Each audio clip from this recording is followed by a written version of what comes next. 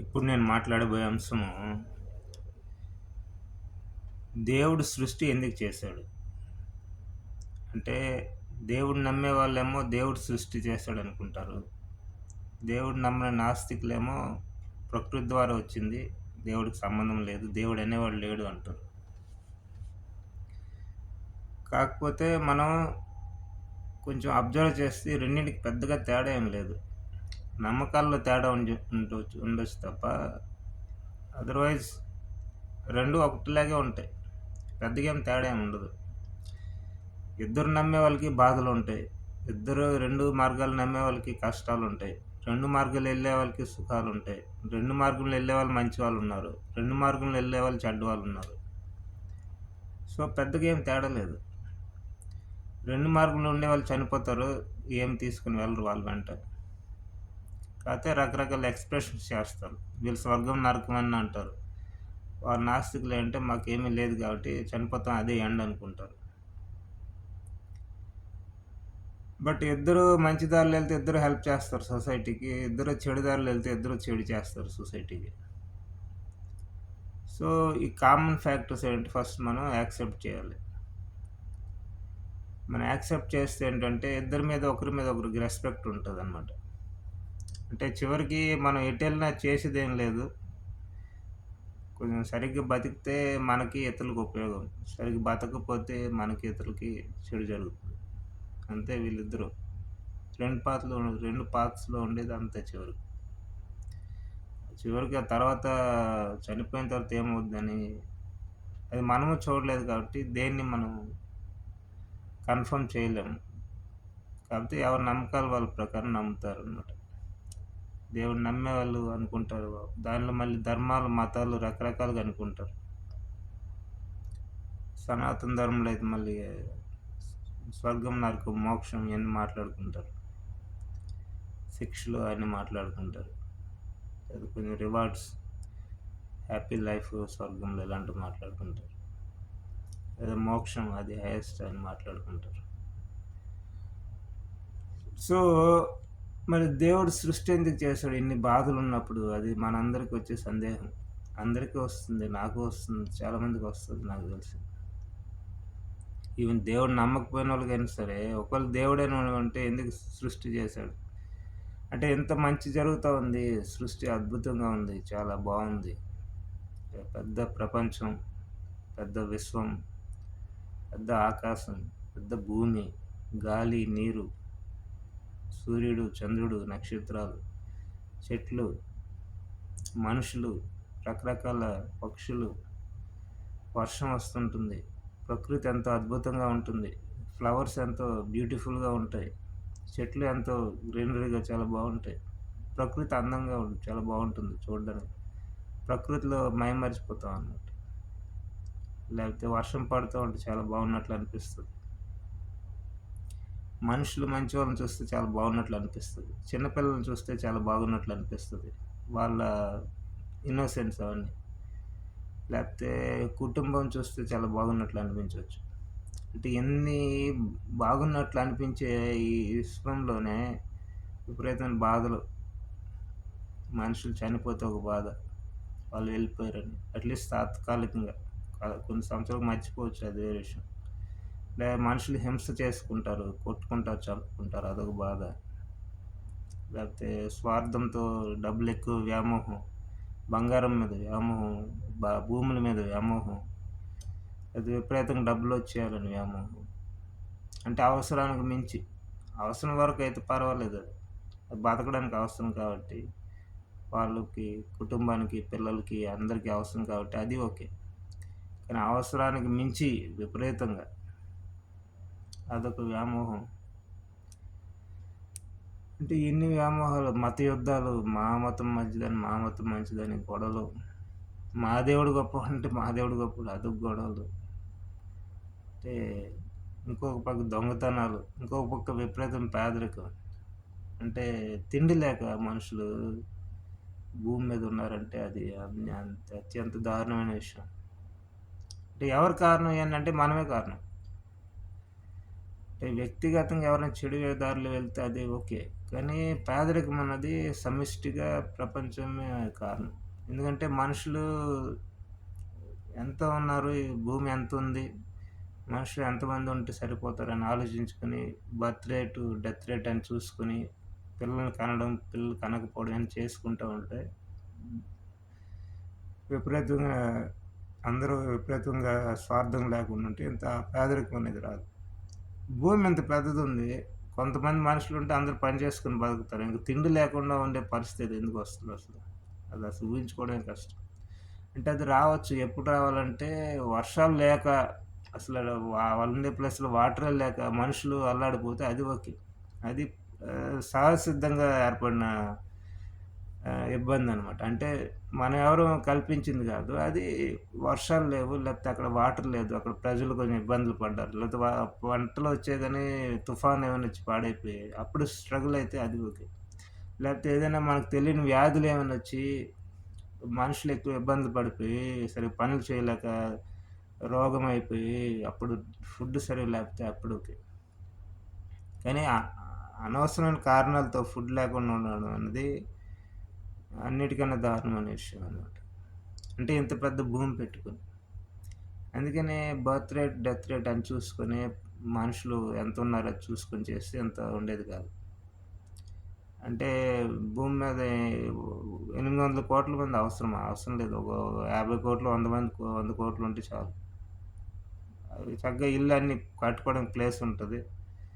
పండించుకోవడానికి ఉంటది. అది ఎలా చేయాలంటే ఫస్ట్ నుంచే birth rate, death rate control చేయాల్సిందే. ఉదాహరణకి జనాభా పెరిగిపోతున్నారంటే ఒక 20 ఇయర్స్, 30 ఇయర్స్ ఎవరు ఎవరి పిల్లలు కనకూడదని చెప్పేయాలన్నమాట. లేకపోతే ఎవరో కొంతమంది కనాలి, ఎవరు కనకూడదు. అంటే ఈ సాక్రిఫైస్ చేయడానికి సిద్ధంగా ఉండాలి. మేమేది చేయము. మా మా ఇష్టమైనవి ఏముంటామంటే ఇలాంటి దారుణాలే జరుగుతాయి. అంటే దారుణమైన హింస, దారుణమైన దొంగతనాలు, దారుణమైన పేదరికం, హత్యలు, అత్యాచారాలు ఇయన్నీ జరుగుతాయి మరి. మన ఇష్టం వచ్చినట్టు చేస్తా ఉంటే మనం అది భరించాలన్నమాట. ఇంక తప్పదు. ఆహ్, పర్యవసానం కూడా అలాగే ఉంటది కదా! ఫలితం కూడా అలాగే ఉంటది. ఇప్పుడు ఎవరైనా నా ఇష్టమొచ్చినట్లు రోడ్డు మీద 120 కిలోమీటర్స్ స్పీడ్‌లో నా ఇష్టమొచ్చినట్టు ఎళ్తా అంటే ఏదైనా యాక్సిడెంట్ అయితే ఏమవుద్ది? అంతే తీవ్రంగా దెబ్బలు తగులుతాయి. చనిపోవచ్చు కూడా. నేను సేఫ్టీగా ఎళ్తాను. 60 కిలోమీటర్స్ స్పీడ్‌లో ఎళ్తాను. కొంచెం చూసుకొని ఎళ్తానంటే అంత స్పీడ్‌గా అలా ఇంటికి చేరుకోలేకపోవచ్చు కానీ సేఫ్టీగా చేరుకోవచ్చు. సో, మన ఇష్టమైనది మనం చేస్తామంటే దాని ఫలితం ఎలాగైనా ఉంటది. మంచిగానే, చెడుగానే ఎలాగైనా ఉంటది. అప్పుడు మనమే భరించాల్సొస్తది. సో, ఈ పేదరికం చేరడానికి కారణం మనమే. మన ఇష్టమట్లు మనం చేస్తామని అనుకోవడం, ప్రపంచ దేశాలు కూడా ఫ్రీడమ్ ఇచ్చేస్తున్నారు ప్రజలకి. కంట్రోల్ లేదన్నమాట. కంట్రోల్ లేకపోతే ఇష్టమైనోళ్ళు అలాగే అవుద్ది. Birth rate, death rate first నుంచి కంట్రోల్ చేసుకుంటూ ఉండి, అక్కడ ఎంత వాటర్ రిసోర్సెస్ ఉన్నాయి, వర్షాలు ఎంత పడుతున్నాయి, ఎంతమంది ఉండొచ్చు, ఎంతమంది ఇల్లు కట్టుకోవచ్చు ఇయన్నీ చూసుకుంటే ఇంత దారుణమైన పరిస్థితులు ఉండేవి కాదనమాట. అంటే ఎలా ఉండాలంటే కొన్నిసార్లు వర్షాలు రాకపోయినా దానికి తగ్గ ప్రొటెక్షన్ ఉండగలగాలి. కొంచెం ఎక్స్‌ట్రా ఎప్పుడైనా ఉంటే పర్వాలేదు. తక్కువ ఉంటేనే సమస్య. ఏదైనా ఆహార పదార్థాలు గాని, బియ్యం గాని, ఏదైనా గోధుమలు గానియండి. ఒక సంవత్సరం, 2 సంవత్సరాలు పండించారు ఎక్కువొచ్చాయి. ఇంకో 2 సంవత్సరాలు సరే పండకపోయినా పర్వాలేదు అనే స్థితిలో ఉంటే, లేదా ఒకరినొకరు హెల్ప్ చేసుకుంటే వర్షాలు ఒక ప్రాంతంలో లేవంటే వేరే వాళ్ళు హెల్ప్ చేయాలి. మళ్ళీ అలా ఉంటే ప్రపంచ జనాభా కంట్రోల్‌లో ఉంటే ఎంత దారుణమైన సమస్యలు రావన్నమాట. అలా కాకుండా ఫ్రీడమ్ ఇచ్చేసి మీ ఇష్టమైన పిల్లల్ని కనండి. మీ ఇష్టమొచ్చినట్లు జనాలు ఉండండి. మీ ఇష్టమైనట్లు మాట్లాడండి. మీ ఇష్టమైనట్లు బిహేవ్ చేయండి. ఫ్రీడమ్. అప్పుడు మరి ఫలితాలు కూడా సివియర్‌గానే, చెడుగానే ఉంటాయి. సో, ఇదంతా మనం తెచ్చుకున్నది. ఇందులో దేవుడిని తిట్టి ఇయన్నీ చేసి లాభం లేదు. దేవుడే మన ఇలా ఉండమని చెప్పట్లేదు. సో, అది మనం ఇంకా ఎవరిని తిట్టి లాభం లేదు. మనమే కారణం. మరి ఇవన్నీ జరుగుతాయని తెలిసి దేవుడెందుకు సృష్టి చేశాడంటే, దానికి అసలైన కారణం మనకు తెలీదు. ఎందుకంటే ఫస్ట్ దేవుడున్నాడో లేదో మనకు తెలీదు కదా! అదొక జస్ట్ ఒక నమ్మకం మీద నమ్ముతున్నాం అంతే. ఒక అర్థవంతం ఇప్పుడు సనాతన ధర్మం బేస్ మీద హిందువులు నమ్మారంటే, సనాతన ధర్మ గ్రంథాలు చాలా బాగున్నాయి. అర్థవంతంగా ఉన్నాయి. సో, అలాంటి ఇచ్చిన వాళ్ళకి దేవుడు గొప్పోడై ఉంటాడని అట్లా నమ్మడం అంతే.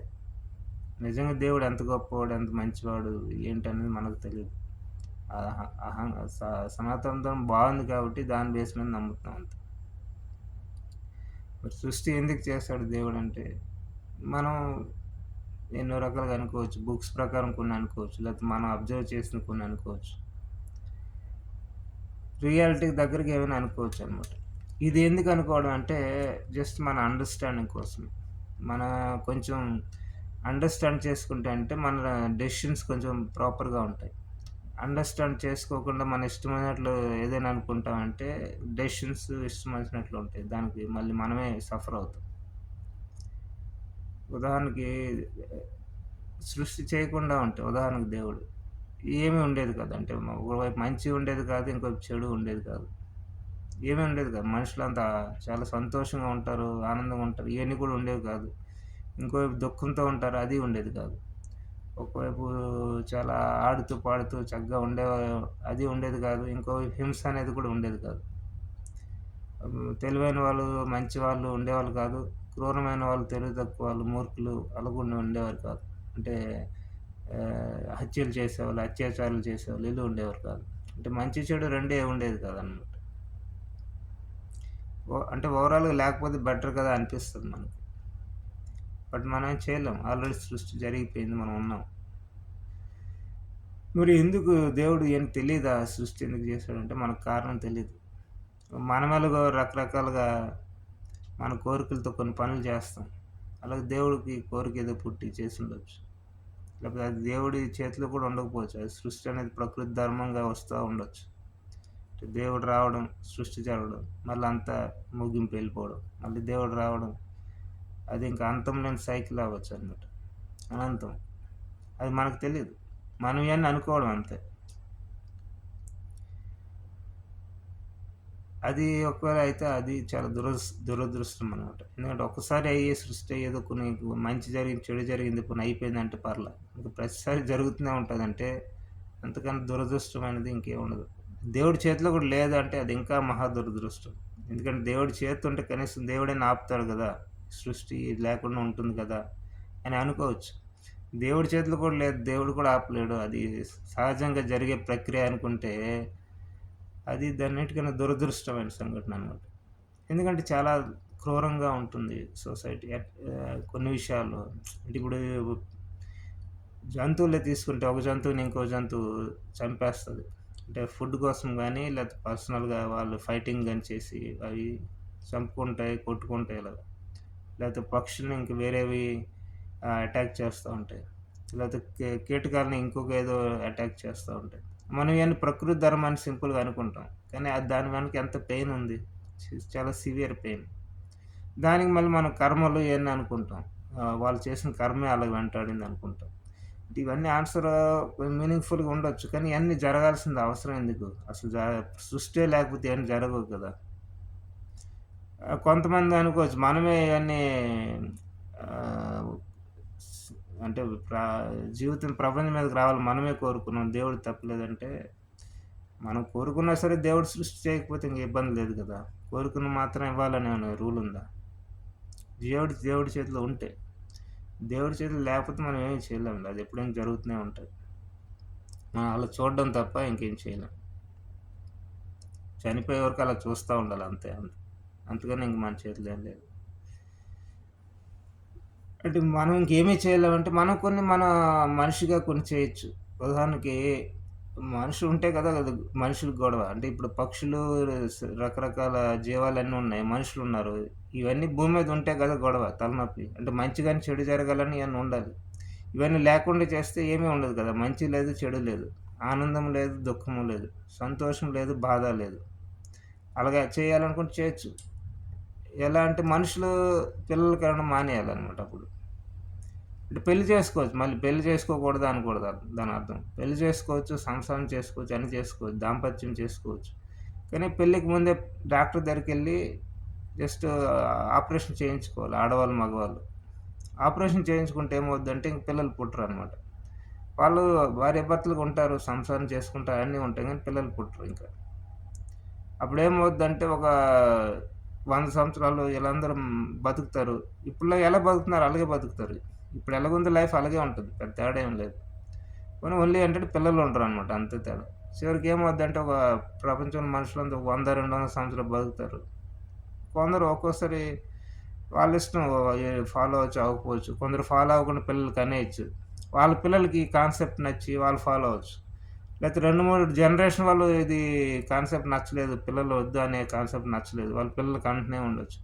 ఆ ఫోర్త్ జనరేషన్ వాళ్ళకి నచ్చొచ్చు ఈ కాన్సెప్ట్. అప్పుడు వాళ్ళు మానేయొచ్చు పిల్లలు కనడం. అలా ఒక 100 సంవత్సరాలు, 200, 300 సంవత్సరాల్లో అందరూ రియలైజ్ అయితే ఈ ప్రపంచంలో బాధలెందుకు భరించడం అనవసరంగా అని చెప్పి రియలైజ్ పిల్లలు కనడం మానేస్తే ఒక 200, 300 సంవత్సరాల తర్వాత మనుషులెవరు ఇంక భూమి మీద ఉండరనమాట.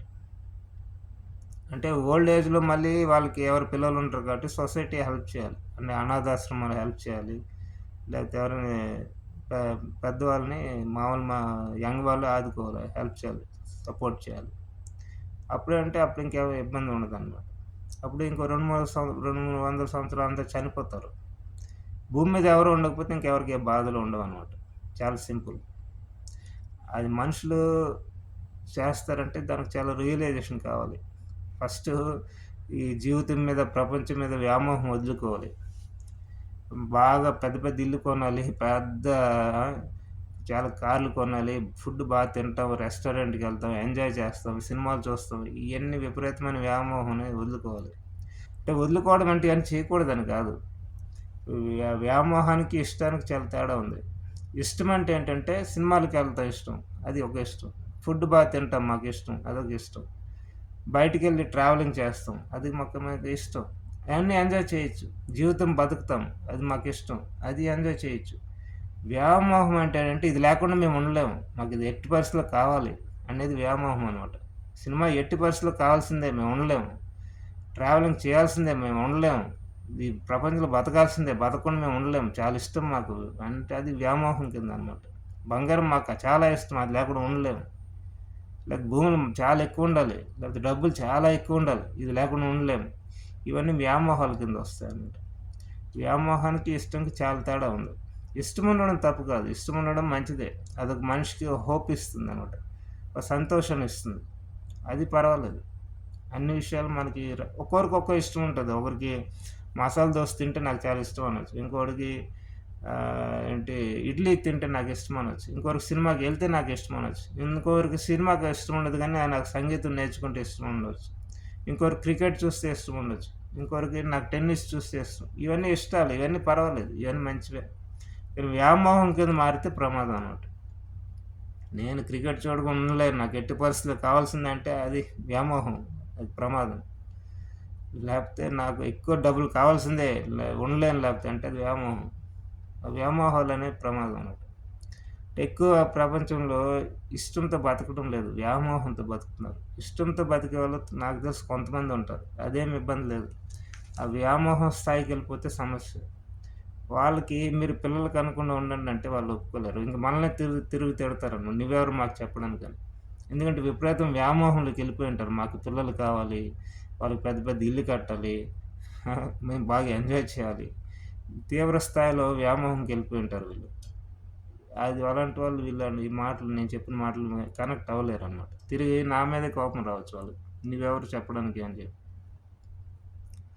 వాళ్ళకి ఎప్పుడు పొరపాటున కల్లో కూడా అలాంటి ఆలోచనలు కూడా రావు. ఎప్పుడు బాగా తినాలి, బాగా ఎంజాయ్ చేయాలి, పిల్లల్ని కనాలి, పెద్ద పెద్ద ఇల్లు కట్టాలి, బాగా కార్లు కొనాలి. అంటే మాట్లాడితే బాగుండదు.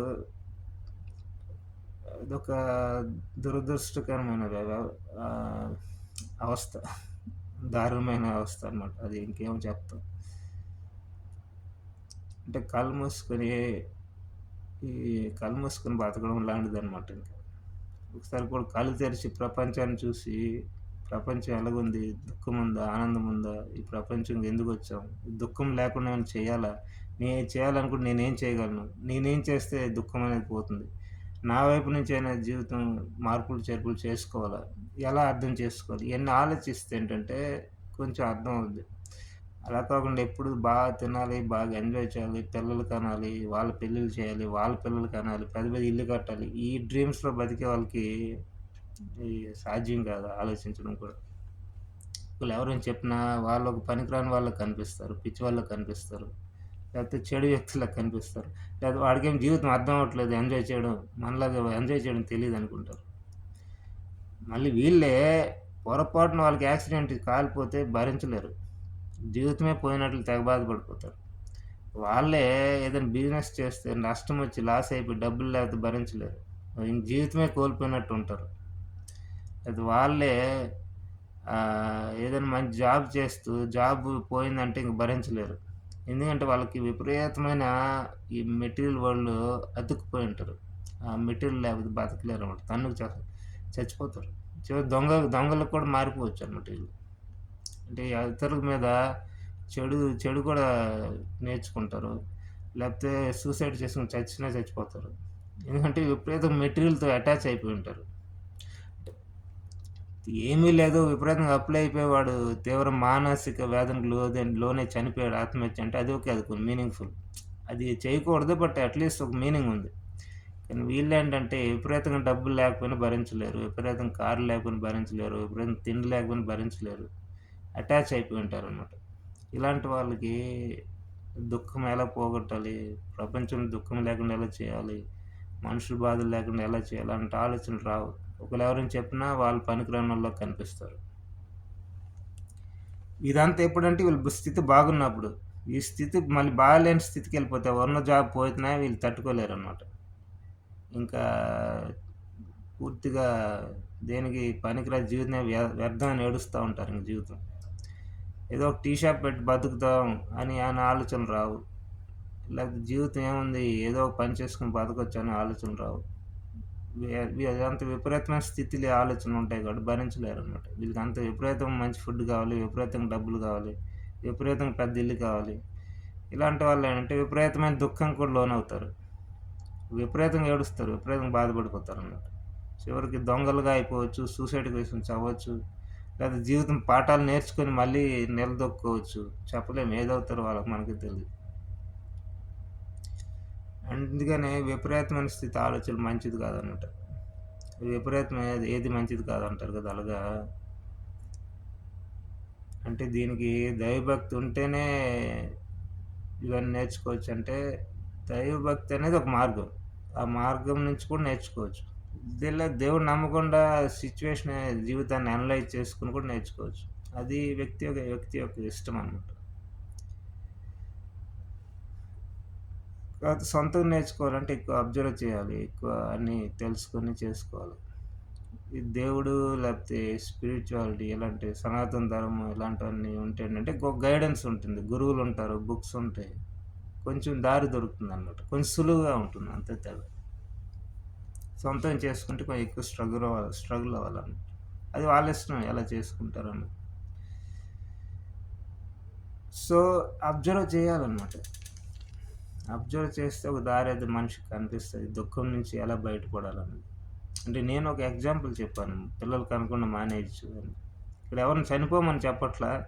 ఆత్మహత్య చేసుకొని చచ్చిపోండి భూమి మీద ఉండదని చెప్పట్లేదు నేను ఎవరిని. మామూలుగా ఇప్పుడు ఎలా బతుకుతున్నా అలాగే బతకొచ్చు. కాకపోతే పిల్లలకి అనకుండా మానేస్తే అంటే కొన్ని సంవత్సరాలకి మనుషులు భూమి మీద ఉండరు. లేకపోతే జీవజాలు అన్నీ ఉన్నాయి కదా! మిగతా జీవాలన్నీ కూడా అవి కూడా లేకుండా చేసేయొచ్చు. అంటే వాటికి పెయిన్ కలగకుండా చేయాలి. మళ్ళీ విపరీతంగా వాటిని చంపడం ఇయన్నీ కాదు. మినిమమ్ పెయిన్‌తో అవి లేకుండా చేయొచ్చు. అప్పుడు అవి కూడా ఉండవు. అవి లేకపోతే అంటే ఇంక వాటికి కూడా పెయిన్ అనేది ఉండదనమాట. అంటే ఇది ఒక బెస్ట్ సొల్యూషనా అంటే ఇది బెస్ట్ సొల్యూషన్ కాదు. ఇది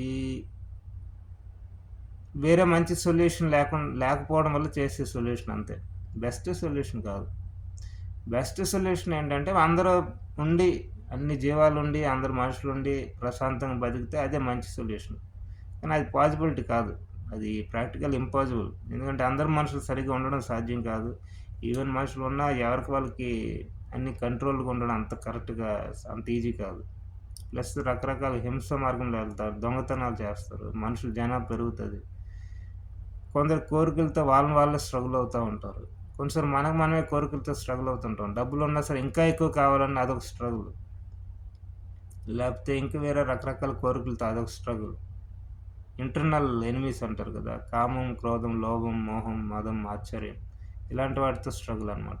బయట నుంచి వచ్చే కష్టాలు కాకుండా ఇంటర్నల్‌గా. సో, రకరకాల కారణాలుంటాయి. అంత ఈజీ కాదు అందుకని. ఇంకో మత యుద్ధాలు, గొడవలు ఇయన్నీ ఉంటాయి. సో, అంత ఈజీ కాదు. బెస్ట్ సొల్యూషన్ ఫైండ్ చేయడం అంత ఈజీ కాదనమాట. చాలా కష్టం. అందుకని ఇంకా వేరే ఆల్టర్‌నేట్ సొల్యూషన్ వెతుక్కోవడం అంటే ఇదే అనమాట. అంటే మనుషులు భూమి మీద లేకుండా చేయటం. దాన్ని ఏంటంటే పిల్లలు పుట్టకుండా చేయడం. లేకపోతే ఇతర జీవాలన్నీ లేకుండా వాటికి మినిమమ్ పెయిన్ లేకుండా అవి లేకుండా చేస్తే ఇంకా బెస్ట్. లేదా అది పాసిబిలిటీ కాదంటే మినిమమ్ పెయిన్‌తో ఆ మిగతా జీవులు లేకుండా చేయాలి. అప్పుడు వాటితో అవి చంపుకోవు, కొట్టుకోవు, చంపుకోవు, అటాక్ చేసుకోవు. పెయిన్ అనేది ఉండదు. ఇదంతా ప్రకృతి ధర్మం విరుద్ధం కదా అంటే, ప్రకృతి ధర్మం అనేది లేదు. ఇది మనం పెట్టుకున్నాం, మనం మాట్లాడుకుంటున్నాం అంతే. ప్రకృతి ధర్మం అంటే ఏంటి? ప్రకృతి ధర్మం అల్టిమేటా? అవి అటాక్ చేసుకోవాలా? అవి చంపుకోవాలా? అది మనం చూస్తా ఉండాలా? ఎవరు చెప్పారు ఇవన్నీ? ఇవన్నీ మనం జస్ట్ మనకు మనం అన్ని రూల్స్ ఫ్రేమ్ చేసుకున్నాం అంతే. ఇవి అల్టిమేట్ రూల్స్ కాదు. మనకింక వేరే దారి లేక ఇలా ఉంటే బెటరు అని అనుకుంటున్నాం అంతే. దీనికన్నా ఇంకా బెటర్ ఏముంది మనమే ఆలోచించుకోవాలి. ఇది అల్టిమేట్ కాదు. ఇదొక ఇదొక అర్థం చేసుకునే విధానం. అది దానికి నేనే అగెనిస్ట్ కాదు. దానికి నేను అగెనిస్ట్ అని చెప్పట్లా. అవి ప్రకృతి ధర్మం అనుకుంటున్నా అంటే దానికి నేను అగెనిస్ట్ కాదు. కానీ దీనికన్నా ఇంకా బెటర్ ఏమైనా ఉందో అని ఆలోచించుకోవాలి. ఇప్పుడు జీవాలు ఒకటికొకటి అటాక్ చేసుకోవడం, చంపుకోవడం ఫుడ్ కోసం లేకపోతే ఒకటొకటి ఎనిమీ ఉండడం, అటాక్ చేసుకోవడం ఇది ప్రకృతి ధర్మం అనుకుంటే దీనికన్నా ఏమైనా బెటర్ ఉందని ఆలోచిస్తే సొల్యూషన్ దొరుకుతది. కానీ ఇంక అదే అల్టిమేట్ ఇంకా దాని మీద ఫిక్స్ అని ఉండాల్సిన అవసరం లేదు. అది ఎవరు ఫిక్స్ చేయలేరు కదా! ఎవరికి రైట్స్ ఉన్నాయి. లేకపోతే మనుషులు ఎప్పుడు భూమి మీద ఉంటారు. ఇది సహజం. ఇది మనుషులు చెడు చేసుకోవడం, మంచి చేసుకోవడం సహజం. అందరూ మంచి దారిలో వెళ్ళరు. కొందరు మంచిగా ఉంటారు. కొందరు చెడుగా ఉంటారు. కొందరు దుర్మార్గంగా ఉంటారు. కొందరు హింసాత్మకంగా ఉంటారు. ఈ కలియుగంలో సహజం అంటే అది ఎవరు చెప్పారు అలాగుండాలని? అది అల్టిమేట్ కాదు. అలా ఉంది అని అర్థం చేసుకోవడం ఓకే. నేను యాక్సెప్ట్ చేస్తా. కానీ అదే అల్టిమేట్ అలా ఉండాల్సిందే అనే రూల్ ఏమి లేదు. దీని నుంచి బయటపడడం ఏమైనా మార్గం ఉందని మనమే ఆలోచించుకోవాలి. ప్రతిదానికి దేవుడొచ్చి చెప్పడనమాట. ప్రతిదానికి దేవుడు హిందూ ధర్మంలో కల్కి అవతారంలో వచ్చినప్పుడు మనకేమైనా బాగా చేయడానికి వస్తున్నాడా? మనకేమైనా హెల్ప్ చేయడానికి వస్తున్నాడా? చంపడానికి వస్తున్నాడు. దేవుడు మనల్ని చంపడానికి వస్తున్నాడు అంటే అక్కడే అర్థం అవ్వాలి. మన దారి సరిగ్గా లేదు.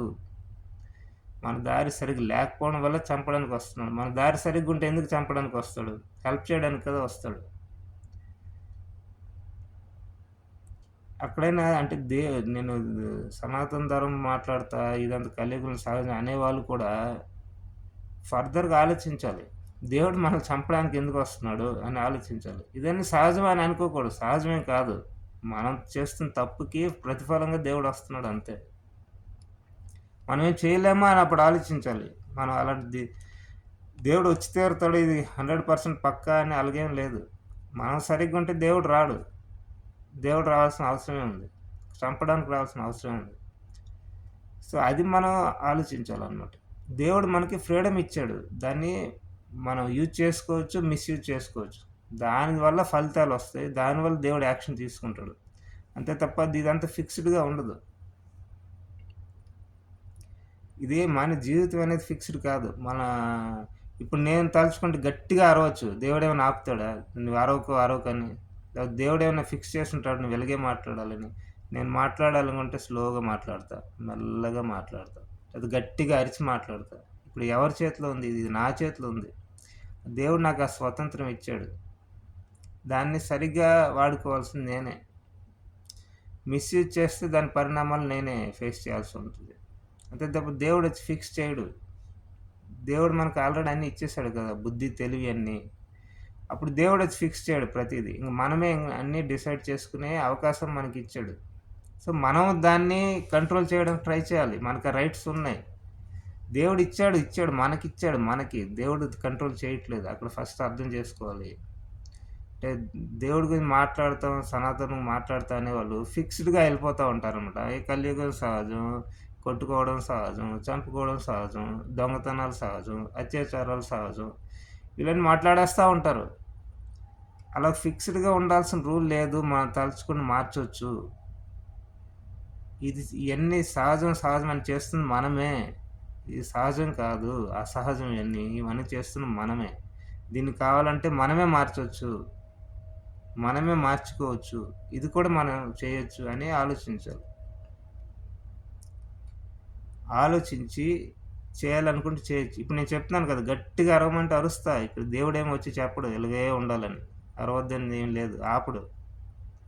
సో, దయచేసి ఫిక్స్‌డ్‌గా చేయకండి. ఫిక్స్‌డ్‌గా ఏమీ లేదు. అనవసరం ఊహించుకోవద్దు.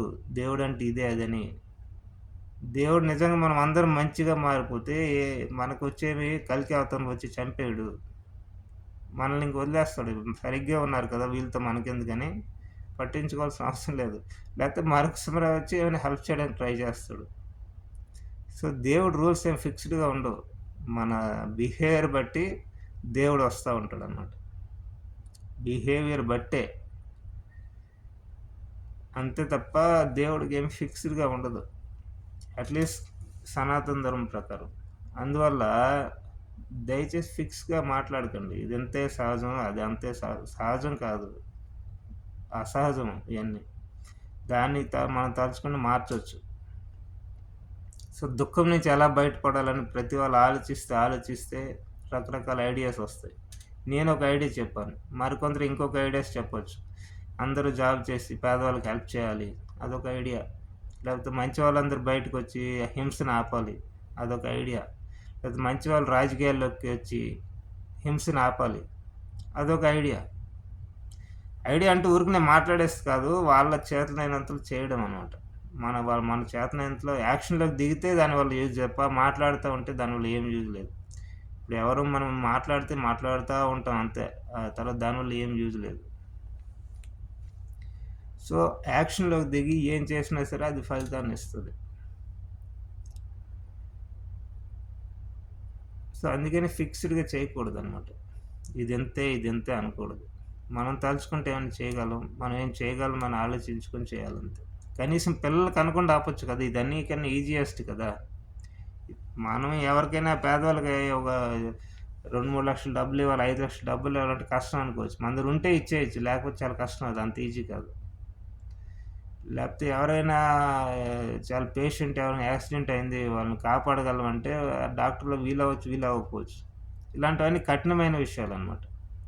కానీ పిల్లలకి అనకుండా ఆపడం అనేది మోస్ట్ ఈజియెస్ట్ అనమాట. మనం కొంచెం సాక్రిఫైస్ చేయడానికి సిద్ధంగా ఉండాలి. ప్లస్ సమాజాన్ని గమనించి, బాధలు గమనించి, దుఃఖాన్ని గమనించి, అర్థం చేసుకొని మనం మెంటల్‌గా ప్రిపేర్ అవ్వాలనమాట. పిల్లలు లేకుండా కూడా బతకగలమని ప్రిపేర్ అయ్యగలిగితే అది ఈజీ. ఇది మోస్ట్ ఈజియెస్ట్ అనమాట. చాలా ఈజీ అన్నిటికన్నా. నాకు తెలిసి ఎక్కువ మంది ఫాలో అవ్వరు. ఎందుకంటే బాగా అతుక్కుపోయి ఉంటారు ప్రపంచానికి, జీవితానికి. దాని నుంచి బయటపడడానికి ట్రై చేయరనమాట.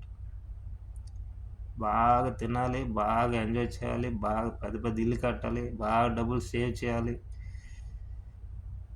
బాగా ఎంజాయ్ చేయాలి, బాగా ట్రావెలింగ్ చేయాలి, పిల్లలు కనాలి, వాళ్ళు పెద్దవాళ్ళవ్వాలి, వాళ్ళకి చదివించాలి, వాళ్ళు గొప్పవాళ్ళవ్వాలి, వాళ్ళు పెద్ద స్థితిలో ఉండాలి, వాళ్ళని చూసి మురిసిపోవాలి. ఇదే రొటీన్‌లో ఉంటది. అంటే ఇదంతా చెడు అంటే చెడేం కాదు. అందరూ బాగుంటే ప్రపంచంలో ఇదంతా అద్భుతమే. మంచిదే. చాలా మంచిదే. ఐడియాస్ చాలా మంచివి. మంచి ప్లానింగ్ చాలా బావుంది. చాలా పద్ధతిగా ఉంది. పిల్లల కనడం చాలా బావుంటుంది. మంచిది యాక్చువల్‌గా అది.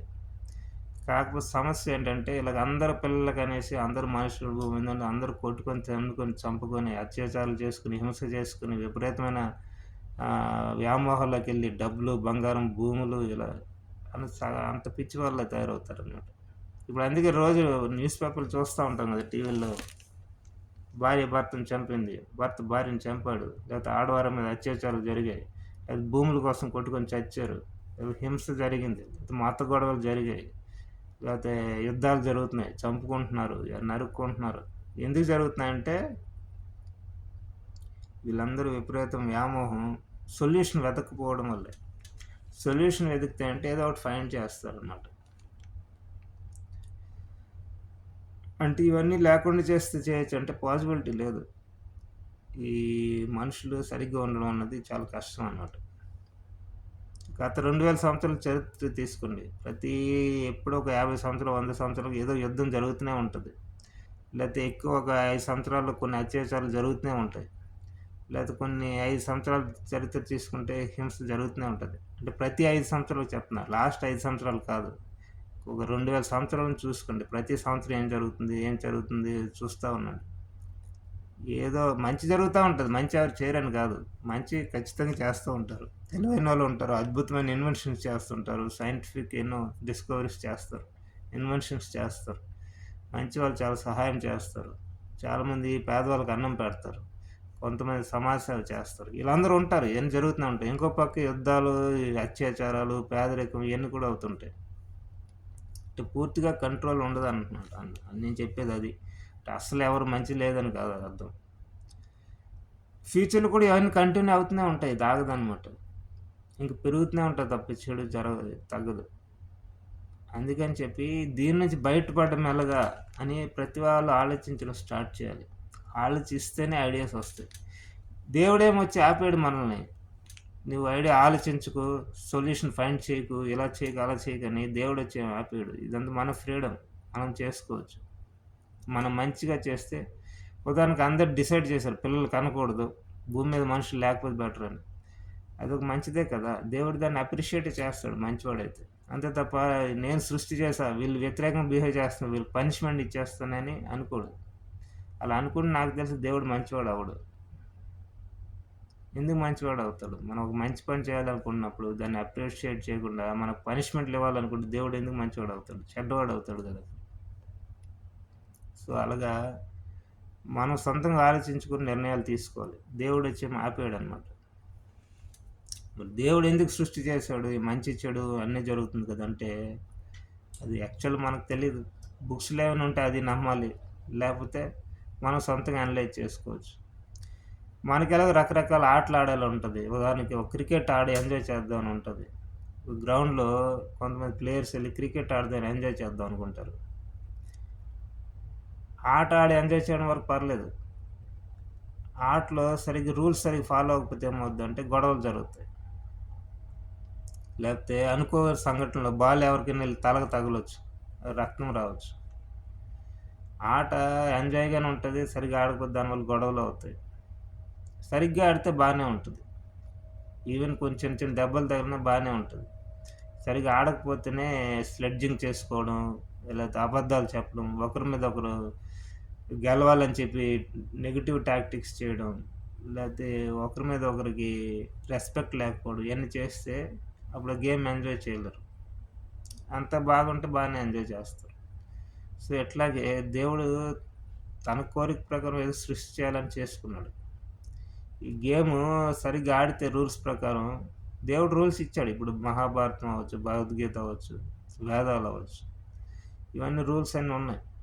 ఇవన్నీ రూల్స్ పట్టుకొని మనం ఫాలో అయ్యి రూల్స్ ప్రకారం ఈ గేమ్ ఆడితే బాగానే ఉండొచ్చు. కానీ అందరూ అంత ఈజీ కాదు. ఆడలేమనమాట. అదే కష్టం. అంటే ప్రయత్నించాలి. ప్రయత్నించినప్పుడు ఎంత ప్రయత్నం అయితే అంత అవుద్ది. బట్ అందరూ ఒప్పుకోరు కూడా ఇవన్నీ. కొంతమంది తాము సొంతంగా బతుకుతాం అనుకుంటారు. అది కూడా పర్వాలేదు.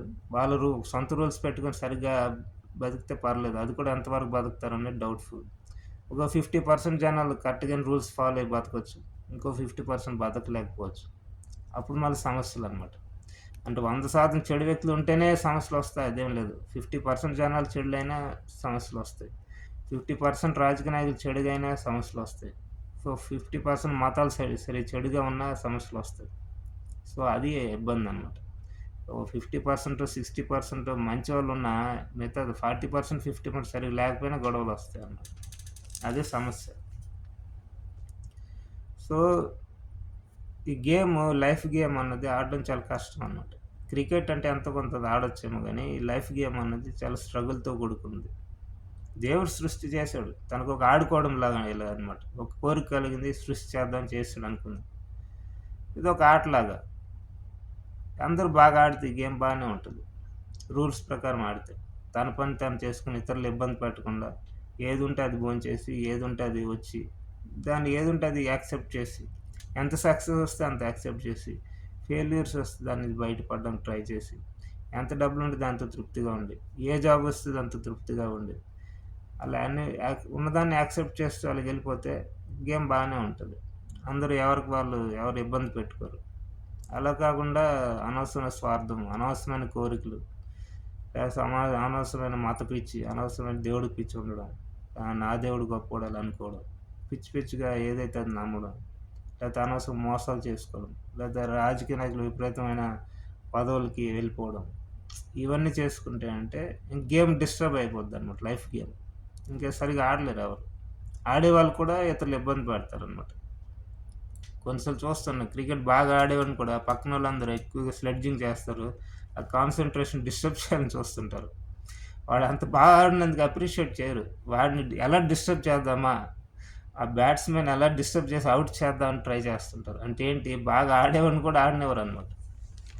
అట్లాగా వాడు వీళ్ళు స్లెడ్జింగ్ వల్ల కాన్సంట్రేషన్ డిస్టర్బ్ అయ్యి ఔట్ అయిపోతే వీళ్ళంతా సెలబ్రేషన్ చేసుకుంటారు. కానీ వాళ్ళు చేస్తున్న చెడు గేమ్ డిస్టర్బ్ చేస్తున్నారని కూడా గుర్తించరనమాట. గెలవడమే మా లక్ష్యం అన్నట్లు ఆడతారు. అది ఇంకా గేమ్ యూజ్‌లెస్ అనమాట, వేస్ట్. అంతా ఫెయిర్‌గా రూల్స్‌తో ఆడితేనే ఆ గేమ్ అర్థం ఉంటుంది. ఎవరైనా గెలవని. ఒకసారి వీళ్ళు గెలవచ్చు, ఇంకోసారి వాళ్ళు గెలవచ్చు, ఎవరైనా గెలవచ్చు. కానీ రూల్స్ అనేది ప్రధానం అక్కడ. ఆ రూల్స్ బ్రేక్ చేస్తే ఆ గేమ్ ఇంకా యూజ్‌లెస్ అనమాట. సో, అలాగా ఈ లైఫ్ గేమ్ కూడా అంతే. ప్రాపర్ రూల్స్‌తో ఎళ్తే గేమ్ బానే ఉంటది. అందరూ ఎంజాయ్ చేస్తారు, హ్యాపీగా ఉంటారు. అంత బానే ఉంటది. రూల్స్ అదుపు తప్పితే ఏంటంటే లైఫ్ గేమ్‌ని ఎవరు ఎంజాయ్ చేయలేరు. సరిగ్గా ఉండలేరనమాట. ఈవెన్ బాగా ఆడేవాళ్ళు కూడా ఈ లైఫ్ గేమ్‌ని వాళ్ళు డిస్టర్బ్ అయిపోతారు. ఎందుకంటే బాగా బతికేవాడిని కూడా ఎవరో ఎళ్లి కొట్టడం, చంపడం అన్నీ చేస్తారు. ప్రశాంతంగా పని చేసుకునే వాడిని కూడా డిస్టర్బ్ చేస్తారు. ఇట్లా అన్నీ డిస్టర్బ్ అవుతాయన్నమాట. లేకపోతే అనవసరమైన పాలిటిక్స్ ఉంటాయి ఆఫీస్‌లో. ఇట్లాంటివన్నీ కూడా డిస్టర్బెన్సే అనమాట. అంటే లైఫ్ గేమ్స్ సరిగ్గా ఆడట్లేదు. ఆడడం తెలిసినా కొందరు కావాలని స్వార్థంతో ఎన్ని చేస్తారు. తెలియక అమాయకత్వం చేస్తారు. కొందరు మూర్ఖత్వం చేస్తారు. రకరకాల కారణాలు. అట్ ద సేమ్ టైం బాగా ఆడేవాళ్ళు కూడా ఉంటారు. ఎంకరేజ్ చేసేవాళ్ళు కూడా ఉంటారు. మంచిగా ఉండేవాళ్ళు ఉంటారు. అన్నీ ఉన్నాయి. సో, ఓవరాల్‌గా బాగా కష్టం, ఈ లైఫ్ గేమ్ అనేది కష్టం కాబట్టి ఆడకుండా ఆపేయాలని చూసుకోవచ్చనమాట. అదొక సొల్యూషన్. అంటే లైఫ్ ఇప్పుడు క్రికెట్ ఆడుతా ఉన్నారు అంత బాగుంటే ఓకే. ఇష్టమోళ్ళు కొట్టుకొని, ఇష్టమోళ్ళు తిట్టుకొని, ఇష్టమోళ్ళు స్లెడ్జింగ్ చేసుకొని ఉంటే ఆ గేమ్ ఇంకేం మజా రాదు. సో, ఇంక గేమ్ ఆపేయడం బెటర్ అనిపిస్తది కదా! అట్లా అన్నమాట. లైఫ్ గేమ్ ఆపడం అంటే ఇదే. ఇంక పిల్లలు కనడం మానేయాలన్నమాట. అంటే అది కొంచెం సాక్రిఫైస్ చేయడానికి సిద్ధంగా ఉంటేనే, అర్థం చేసుకోవడానికి సిద్ధంగా ఉంటేనే ఆయన ఫాలో అవ్వగలరు. లేకపోతే ఫాలో అవ్వలేరన్నమాట. అంటే ఇది పెద్ద కష్టమైన విషయం అంటే కష్టమేం కాదు. చాలా ఈజీయే.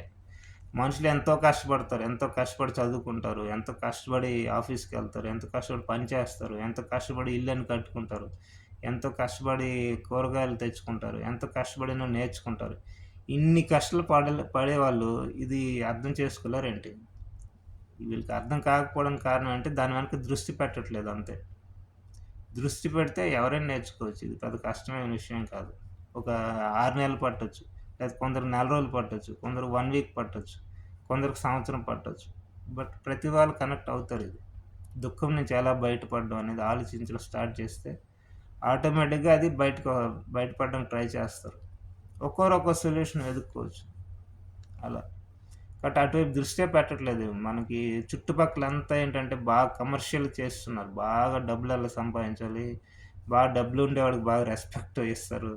లేతే గొప్పవాడిలా చూస్తారు. లేతే కార్లు కొంటే ఇంకా గొప్పోళ్ళు చూస్తారు. ఇయంతా ఉండడం వల్ల ఏంటి అటువైపు దృష్టి ఎవరికి వెళ్ళట్లేదు. ఈ ప్రపంచంలో దుఃఖం ఉంది. దుఃఖం నుంచి ఎలా బయటపడాలి, ఇలా దృష్టి ఎవరికి వెళ్ళట్లేదు. ఎందుకంటే చుట్టుపక్కల అంత వ్యవస్థ సరిగ్గా లేదు.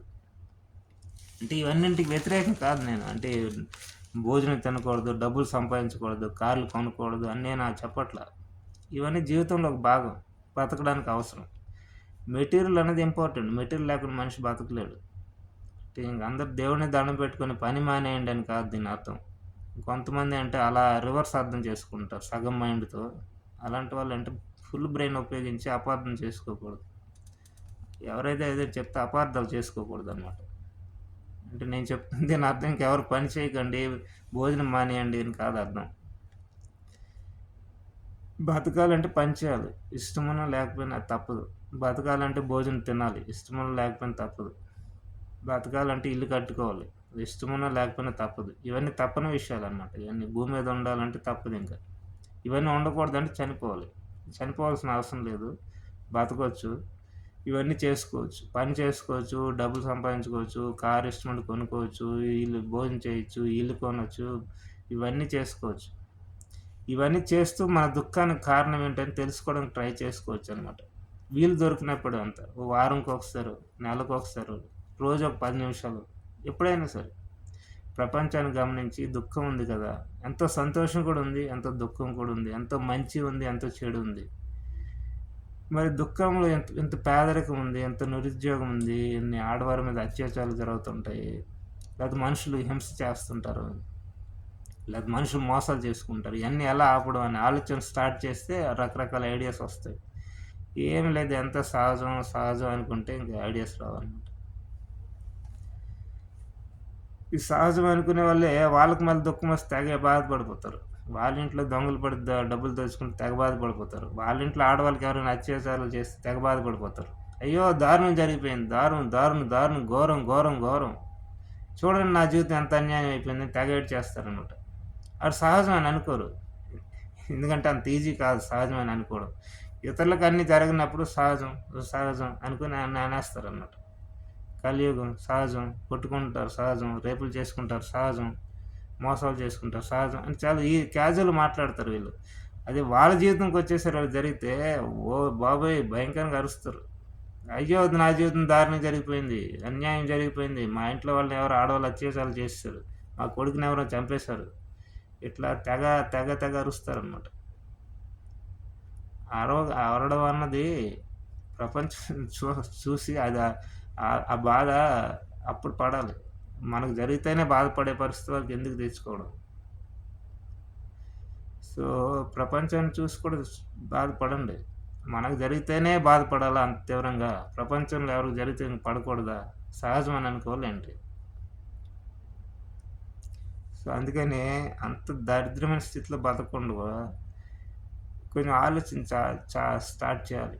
దుఃఖం ఎందుకుంది? ఈ దుఃఖం నుంచి బయటపడే మార్గం ఉందా? అని ఆలోచించాలి. బుద్ధుడు ఆలోచించాడు కదా! బుద్ధుడు ఆలోచించడం వల్ల ఎన్నో గొప్ప విషయాలు చెప్పాడు కదా! అలాగా ఎవరైనా ఆలోచించొచ్చు. వాళ్ళ పరిధిలో ఏదైనా మంచి చేయొచ్చనమాట. అంతే తప్ప సహజం, సహజం అనేది అస్సలు అనుకోకూడదు. ఆళ్ళు ఎందుకు అనుకోకూడదంటే నిజంగా మనకు జరిగితే మనం అనుకోం కదా! తెగ బాధపడిపోతాం. ఆ బాధ ప్రపంచం కూడా అనుభవిస్తున్నారని అర్థం చేసుకోవాలి చాలామంది. సో, లైఫ్ గేమ్ ఆడడం అనేది చాలా కష్టమైన విషయం అన్నమాట. కష్టం కాబట్టే వెతుక్కోవాలి, ఆలోచించాలి. ఈళ్ళు గేమ్ ఆడడం చాలా కష్టంగా ఉంది. దేవుడినైనా కోరుకోవచ్చు, ప్రే చేయొచ్చు. దేవుడా మాకు ఈ గేమ్ ఆడడం కష్టం ఉంది. లైఫ్ గేమ్ చాలా కష్టం. ఏదో చిన్న చిన్న గేమ్స్ క్రికెట్, వాలీబాల్, టెన్నిస్ ఇయన్నీ ఆడడం అంటే కింద మీద కూడా ఆడతాం తప్ప, లైఫ్ గేమ్ ఆడడానికి చాలా కష్టం అవుతుంది. అంత శక్తి మాకు లేదు. సృష్టి చేయొద్దు దయచేసి. అయితే నువ్వే వచ్చి చెప్పు దీన్ని గేమ్ ఎలా ఆపాలి? నీకేమైనా మంచి ఐడియాస్ ఉంటే నువ్వే చెప్పు. లేకపోతే నువ్వే సృష్టి ఆపు అని ప్రేయర్ చేయొచ్చనమాట దేవుడికి. దేవుడికి ప్రేయర్ చేస్తున్నాం, చేస్తున్నాం అయినా దేవుడు రావట్లేదంటే మనమే సొల్యూషన్ ఎదుక్కోవచ్చు. అంటే పిల్లలు కనడం ఆపడం, సృష్టిలో ఇతర జీవాలు లేకుండా మినిమం పెయిన్‌తో వాటి లేకుండా చేయించడం, ఇట్లాంటివన్నీ చేయొచ్చనమాట. ఏది తప్పు కాదు. తప్పనేది ఏది కాదు. తప్పు అంటే ఏంటంటే ఇతరులని ఇబ్బంది పెడితేనే తప్పు. తప్పు, రైట్ అనేది అంత ఈజీగా డిసైడ్ చేయకూడదనమాట. రైట్ అంటే ఏంటి ఇతరులకు మంచి జరిగేది ఏ విధంగా చేసినా అది మంచిదే. చెడు అంటే ఇతరులకి నష్టం కలిగించేది ఏ విధంగానే చెడే. అలా అనుకోవాలి తప్ప మన ఇష్టమైనవి చేస్తా అట్లా కాదు డెఫినిషన్. ఇతరులకి ఇబ్బంది పెట్టకుండా ఏది చేసినా మంచిదే. ఇతరులకు మంచి చేసే విధంగా ఏం చేసినా మంచిదే అనుకోవాలి. సో, మరి దుఃఖం ఎందుకొస్తుందో దాన్ని బయటపడ్డవాళ్ళుగా ప్రతి ఒక్కరు ఆలోచించాలి. ప్లస్ లైఫ్‌ని గుడ్డిగా సమాజాన్ని అనుకరించకూడదనమాట. సమాజం ఏంటంటే ఎంతో మంచి ఉంటది. అందులో డౌట్ లేదు. కొన్ని మంచి విషయాలు చెప్తారు. కొన్ని సమాజం చూసి నేర్చుకోవచ్చు. కానీ గుడ్డిగా ప్రతీది వెళ్ళకూడదనమాట. అండ్ కొన్నిసార్లు ఎలా ఉంటదంటే మెటీరియలిస్టిక్ వరల్డ్ అంత ఇదయిపోయి ఉంటదనమాట. పొల్యూట్ అయిపోయి ఉంటది చాలా విషయాల్లో. అంటే కమర్షియలైజేషన్ అయిపోయి ఉంటది. దానివల్ల ఏంటంటే ఇంకా కొన్ని చేస్తేనే అది గొప్ప విషయం అన్నట్లు చేసి మనుషుల్ని చెడుదారులకు కూడా తీసుకెళ్ళిపోతారు. ఉదాహరణకి కొన్ని ఎమోషనల్‌గా చేసేస్తారనమాట. ఎలాగంటే బాగా చదివితే గొప్ప విషయం గొప్పవాడు. చదవకపోతే వేస్ట్ అలా అనేస్తారు. చదువు అన్నది ఆ మనిషికి సంబంధించిన విషయం. వాళ్ళ ఆర్థిక స్థితికి సంబంధించిన విషయం. వాళ్ళకి డబ్బులు లేకపోవచ్చు. లేకపోతే వాళ్ళకి చదువు బాగా రాకపోవచ్చు. కొంత స్టూడెంట్స్‌కి ఎంత చదివినా వాళ్ళకి బుర్రకి ఎక్కకపోవచ్చు. ఏదో ఒక పని చేసుకొని బతుకుతారు. వాళ్ళని ఎంకరేజ్ చేయాలి ఆ విధంగా. అంతే తప్ప ఇంక చదువు రాదని వాడు ఎందుకు పనికిరాడు అలా అనకూడదనమాట. ఎందుకు పనికి రాకపోతే మన మన వేసుకునే బట్టలు చేయడానికి, తయారు చేయడానికి నిజంగా మహా గొప్పోళ్ళు కావాలా? మామూలు వాళ్ళు చేస్తారు. మనం తినే ఫుడ్ తినకపోతే చచ్చిపోతాం. మనకు తినే ఫుడ్ ఇచ్చే వాళ్ళకి భయంకర చదువు రావాలేంటి? చదువు లేని వాళ్ళు వ్యవసాయం చేసినా పండించొచ్చు. అది మన ఫుడ్ తింటున్నాం కదా! బట్టలు, చదువు, మన హెయిర్ కటింగు, లేకపోతే మనం వెళ్ళే రోడ్డు వేసేది. ఇవన్నీ పని చేయడానికి మహా జ్ఞానులు, చదువున్న వాళ్ళు అవసరం లేదు. చదువు లేని వాళ్ళు కూడా చేయొచ్చు. లేదా తక్కువ చదువున్న వాళ్ళు కూడా చేయొచ్చు. ఎక్కువ మన లైఫ్‌లో డిపెండ్ అయ్యేదంతా ఎక్కువ చదువు లేని వాళ్ళు చేసే అవసరం అవుతుంటాయి. అంటే దానికి చదువు అవసరం లేదు. అంటే చదువుకూడదని కాదు దాని అర్థం. చదువు లేకపోయినా చేయగలిగే పనులు ఎక్కువుంటాయి. ఫుడ్ గానీ, మనం వెళ్ళే రోడ్డు, నడిచే రోడ్డు, లేదా బట్టలు గానీ, లేదా హెయిర్ కటింగ్ గానీ, ఇవన్నీ చేయడానికి రెగ్యులర్ వర్క్స్ మన లైఫ్‌లో డిపెండ్ అయ్యేది. ఎక్కువ చదువు అవసరం లేదు. మామూలు చదువు ఉండొచ్చు. చదువు లేకపోయినా వాళ్ళు పని చేయగలరు. అలాంటివే ఉన్నాయి. మరి చదువు లేని వారు ఎందుకు పనికిరారని ఎలా అంటాం? అలా మాటలు అనకూడదు కదా! తప్పు కదా! వాళ్ళకి ఇంట్రెస్ట్ ఉంటే చదువుకుంటే చదువుకుంటారు. ఓకే. చదువు లేకపోతే ఏదో ఒక పని చేసుకుంటారు అనుకోరులనమాట.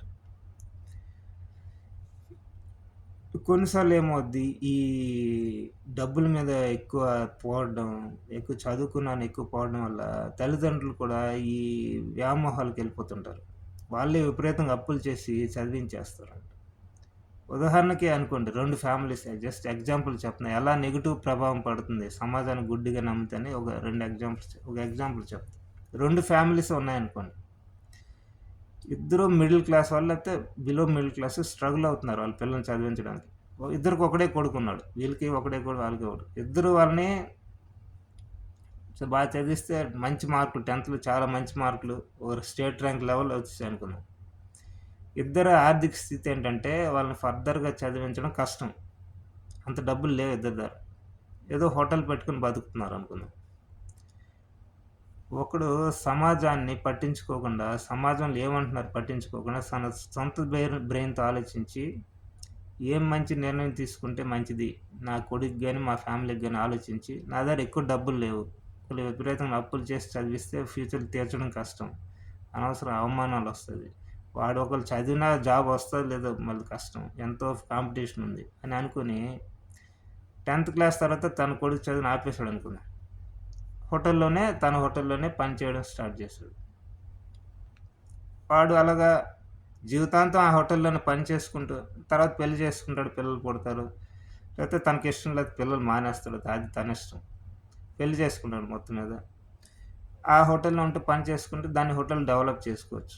తర్వాత తను వేరే బ్రాంచ్ పెట్టుకొని, వేరే చిన్న హోటల్ తనే సొంతంగా పెట్టుకొని డెవలప్ చేసుకోవచ్చు. మొత్తం మీద అంటే వాళ్ళకొక ప్రశాంతంగా జీవనం బతికే అవకాశం అనేది ఉంది. వాళ్ళు మహా గొప్పోళ్ళు అవ్వకపోవచ్చు. వాళ్ళ కొడుకు మహా గొప్పోడు అవ్వకపోవచ్చు. కానీ ఎటువంటి అవమానాలు లేకుండా ప్రశాంతంగా బతికే అవకాశం ఉంది. వేరే వాళ్ళేంటంటే సమాజంలో చదువుకుంటే బాగా గౌరవిస్తారు. లేకపోతే చదువుకుంటే చాలా ఎక్కువ డబ్బులొస్తాయి. మహా గొప్పోళ్ళు అయిపోవచ్చని అప్పులు గిప్పులని చేసి చదివిస్తున్నారనుకుందాం వాళ్ళ కొడుకుని. వాడి కొడుకు డిగ్రీ వరకెళ్ళి బాగా చదివితే పర్లేదు. చదవకపోతే వెంటనే జాబ్ రాదు. అప్పుడు చాలా స్ట్రగుల్ అవ్వాల్సొస్తది. వీళ్ళు తెచ్చిన అప్పులను కట్టడం చాలా కష్టం అవుద్ది. ఇంక హోటల్ అమ్మేయాల్సిన పరిస్థితొస్తది. హోటల్ అమ్మేసి ఆర్థిక ఇబ్బందులతో వాళ్ళు ఫుడ్ కోసం కూడా స్ట్రగుల్ అయ్యే పరిస్థితులొస్తాయి అప్పులు చేసి. అప్పులు తీర్చలేక చివరికి చచ్చే పరిస్థితులు కూడా రావచ్చనమాట. పోనీ అలా కాకుండా నెగెటివ్‌గా ఎందుకు ఆలోచించాలి? పాజిటివ్‌గా ఆలోచిద్దామని వాడు బాగా చదివాడనుకుందాం. వాడు బాగా చదివి బాగా జాబొచ్చింది, సెటిల్ అయ్యాడనుకుందాం. వాడు అక్కడే ఉంటాడని లేదు కదా! వాడు అలాగే ఉంటాడని లేదు కదా! వాడి పద్ధతి మారిపోవచ్చు. వాడు ఎక్కడికైనా అమెరికా ఎళ్లి తల్లిదండ్రులను మర్చిపోవచ్చు. అప్పుడు కూడా వీళ్ళు అప్పులు కట్టడం కష్టం అవుద్ది. వాడు ఒక మంచివాడిగా ఉంటే పర్లేదు. వీళ్ళకి సపోర్ట్ చేస్తాడు. లేదంటే వీళ్ళు మళ్ళీ స్ట్రగుల్ అవ్వాల్సొస్తది అప్పులు కట్టడానికి. లేదు అలాగెందుకు నెగెటివ్‌గా ఆలోచించిన పాజిటివ్‌గా ఆలోచిద్దాం అనుకున్నా సరే, ఇప్పుడు ఉదాహరణకి ఎలా ఉంటది, వాళ్ళు చదివిస్తున్నారు. వాడు అంటే బాగా జాబ్‌కి సెటిల్ అవుతున్న టైంలో మార్కెట్ బాలేదనుకుందాం. రిసెషన్ వచ్చింది. ఇలాంటివి సహజంగా జరుగుతుంటాయి కదా! అప్పుడు జాబ్ కోల్పోయాడు. ఒకవైపు వాళ్ళు తీసుకున్న అప్పులు కట్టలేరు. ఇదేం నెగెటివ్ థింకింగ్ కాదు. ఇది జనరల్‌గా జరిగేదిది సొసైటీలో. రిసెషన్‌లో అంటే జాబ్ ఉండొచ్చు, లేకపోవచ్చు. ఒక్కళ్ళు ఉండకూడదు పోయిందనుకుందాం. అప్పుడు కూడా మళ్ళీ స్ట్రగుల్ అవ్వాల్సొస్తది. అంటే ఒకవైపు అప్పులు కట్టలేరు. ఇంకోవైపు అవమానాలు వస్తుంటాయి. అంటే ఇన్ని స్ట్రగుల్స్ అనమాట. అంటే వీళ్ళు తీసుకున్న నిర్ణయము అన్ని సార్లు మంచి రిజల్ట్ వస్తదని గ్యారంటీ లేదని చెప్పడానికి చెప్తున్నా అంతే. అంటే సొసైటీ ప్రెషర్‌ని ఊరికనే గుడ్డిగా తీసుకోకూడదు. సొసైటీ బాగా చదివిస్తే రెస్పెక్ట్ ఇస్తారని కావాలని అప్పులు చేసి మరి చదివించడం అది మంచి అలవాటు కాదు. లేకపోతే వీళ్ళు నిజంగా చదివేస్తే ఏదో గొప్ప జాబ్ వచ్చేస్తదని గుడ్డిగా నమ్మి చదివించడం మంచిది కాదు. వాళ్ళ ఆర్థిక స్థితిని చూసుకొని చేసుకుంటే బెటర్ అనమాట. అన్నీ సరిగ్గా ఎళ్లి అన్నీ నిజంగా మంచి జాబ్ సెటిల్ అయితే బానే ఉంటది. అది జస్ట్ రిస్క్ అనమాట. రిస్క్ అన్నది ఒక ప్రాపర్ కాలిక్యులేషన్‌తో చేసుకోవాలి తప్ప గుడ్డిగా చేయకూడదు. గుడ్డిగా సమాజం మనకు చదివితే రెస్పెక్ట్ ఇస్తారని అలా చేయకూడదు. ఒక అర్థవంతంగా చేయాలనమాట. లేకపోతే ఏమవుద్దంటే ఇంత కష్టపడి చివరికి పనికి రాకుండా తయారవుతారనమాట. అప్పులైపోయి, అవమానాలైపోయి, అనవసరం ఇబ్బంది తెచ్చుకుంటారు. అంటే ఎవరు చదవకూడదని కాదు దీని ఉద్దేశ్యం. ఆర్థిక స్థితి చూసుకొని అది చేసుకోవాలి. నిజంగానే డబ్బులున్నాయి, పెద్ద ఇబ్బంది లేదంటే చదివించవచ్చు. వాళ్ళ తర్వాత జాబ్ రావచ్చు, రాకపోవచ్చు. రిసెషన్ రావచ్చు, రాకపోవచ్చు. రిసెషన్‌లో జాబ్ ఉండొచ్చు, ఉండకపోవచ్చు. ఇవన్నీ మన చేతిలో ఉండవు. బట్ అట్‌లీస్ట్ వీళ్ళొక ప్రాపర్ వేలో డెసిషన్ తీసుకోరని అర్థమవుద్దనమాట. సో, అందుకనే గుడ్డిగా నమ్మకూడదు. గుడ్డిగా బతకూడదు. సమాజం ఏదో చెప్తుందని చెప్పి కావాలని బలవంతంగా చదివించడం ఇవన్నీ చేయకూడదు. వాళ్ళకి చదువు అనేది ఇంట్రెస్ట్ ఉందో లేదో చూసుకోవాలి. చదివించడానికి డబ్బులున్నాయో లేదో చూసుకోవాలి. ఇయన్నీ చూసుకొని చేసుకోవాలి. చదవకపోతే ఏదో నాశనం అయిపోతామని అనుకోవాల్సిన అవసరం లేదు. ఏదో ఒక పని చేసుకొని ప్రశాంతంగా బతకొచ్చు. మనం ప్రశాంతంగా ఉన్న విషయం సమాజానికి అర్థం కాకపోవచ్చు. వాళ్ళేమనుకుంటారు వాళ్ళ స్టాండర్డ్ ప్రకారం మంచి కారు ఉంటే హ్యాపీ, కారు లేకపోతే అన్‌హ్యాపీ. పెద్ద ఇల్లు ఉంటే హ్యాపీ, లేకపోతే అన్‌హ్యాపీ. లేదా పెద్ద చదివితే హ్యాపీ, లేకపోతే అన్‌హ్యాపీ అని వాళ్ళు ఓన్ డెఫినిషన్ ఇచ్చుకోవచ్చు సొసైటీ. అవన్నీ మనకు అనవసరం. పిచ్చి డెఫినిషన్‌లు ఇయన్నీ. వాళ్ళెవరు డిసైడ్ చేయడానికి ఇవన్నీ. మనిషి తన మార్గం తాను వెతుక్కోవడం అంతే. తనకేది కంఫర్టబుల్‌గా ఉంది, తనకేది పాజిబిలిటీ ఉంది అని ఎదుక్కొని దానిలోనే హ్యాపీనెస్ ఎదుక్కుంటే బెస్ట్ అనమాట. అది సమాజానికి అర్థం కాకపోవచ్చు, వాళ్ళు క్రిటిసైజ్ చేయొచ్చు, ఒప్పుకోకపోవచ్చు. అవన్నీ పట్టించుకోవాల్సిన అవసరం లేదు. అందుకే కొన్ని విషయాలు సమాజం ఫాలో అవ్వాలి తప్ప అన్ని విషయాలు కాదన్నమాట. అందుకని. సో, దుఃఖం కారణం కూడా ఎవరికి వాళ్ళు వెతుక్కోవాలి. ఈ సమాజం దాన్ని యాక్సెప్ట్ చేస్తారా లేదా? దేవుడు యాక్సెప్ట్ చేస్తాడా లేదా? ఇంకెవరు అన్నీ మనకి అనవసరం. ఎవరిది వాళ్ళు ఎతుక్కోవాలి అంతే. చూసుకొని. సో, దయచేసి ఆలోచించండి. ఆలోచించి స్టార్ట్ చేయండి. ఎవరికి వాళ్ళు ఆలోచించుకొని స్టార్ట్ చేసుకుంటే ఈవెన్ తక్కువ డబ్బులున్నా ప్రశాంతంగానే బతకొచ్చు. అంటే దాని అర్థం ఎక్కువ డబ్బులు సంపాదించకూడదని కాదు దాని అర్థం మళ్ళీ.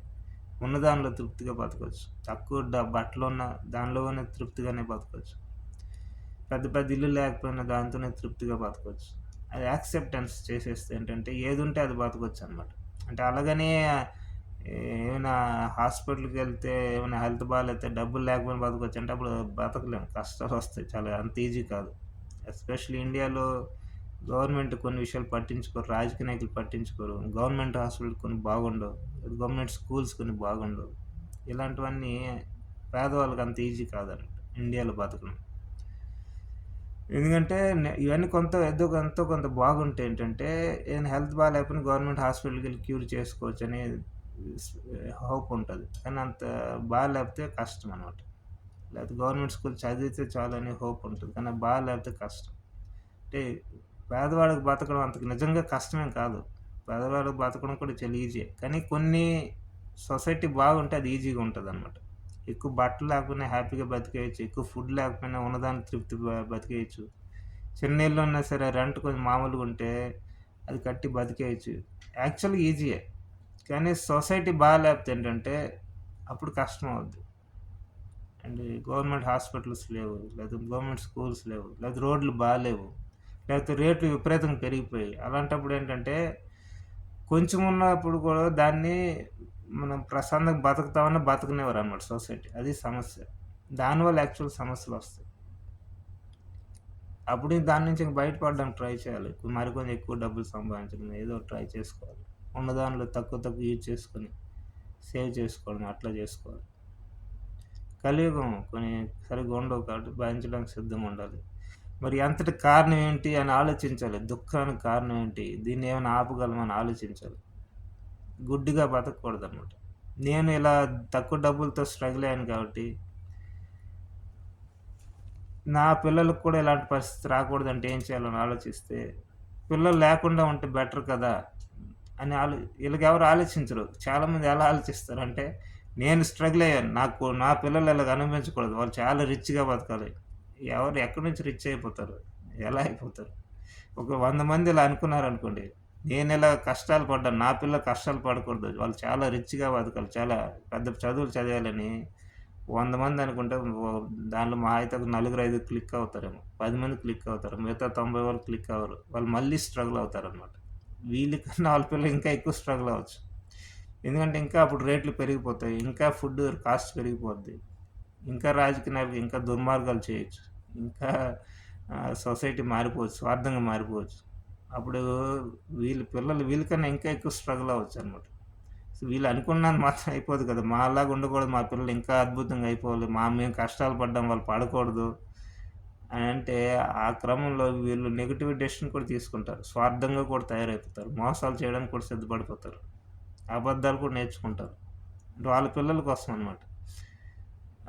లేకపోతే వాళ్ళు ఏదైనా హోటల్ పెడితే, దాని హోటల్‌లో ఎక్కువ రేట్లు పెట్టేసి, ఎలాగైనా డబ్బులు సంపాదించి మా పిల్లల్ని చదివించాలని అధర్మ మార్గంలో కూడా ఎళ్ళిపోతారు. ఆతృత పిల్లల్ని బాగా సెటిల్ చేద్దాం. లేకపోతే వాళ్ళకో తల్లిదండ్రులుంటే వాళ్ళని బాగా చూసుకోకపోవచ్చు. మా తల్లిదండ్రులకి హెల్త్ కేర్ తీసుకొని డబ్బులయిపోతున్నాయి. పిల్లల్ని చదివించలేమని తల్లిదండ్రులు నెగ్లెక్ట్ చేసేయొచ్చు. అది కూడా అధర్మం. తల్లిదండ్రులు నెగ్లెక్ట్ చేసి పిల్లల్ని బాగా చదివించడం ఈళ్ళేమి రావు. ఆ తల్లిదండ్రులు అంత బాధపడితే స్వర్గం, నరకం అలాంటివి ఉన్నాయనుకోండి, దేవుడు వీళ్ళకి పనిష్మెంట్స్ భయంకరంగా సివియర్‌గా ఇస్తాడు. మీ పిల్లల్ని చదివించడం కోసం మీ తల్లిదండ్రులని ఆరోగ్యాన్ని ఎందుకు నెగ్లెక్ట్ చేస్తున్నారని. వీళ్ళు చదవకపోతే ఏమైంది? చదవకుండా ఏదో ఒక పని చేసుకొని బతకొచ్చు కదా! కనీసం ఇంగిత జ్ఞానం లేదా? అని దేవుడు తిడతాడు. అందుకని చెప్పి ఊరికనే ఆవేశపడకుండా కొంచెం నిదానంగా ఆలోచించుకోవాలి. మేము అలాగున్నాం కాబట్టి మా పిల్లలు బాగా అయిపోవాలని అంత సింపుల్‌గా ఏమి అయిపోరు ఎవరు. అన్ని పరిస్థితులు గమనించి చేసుకోవాలి.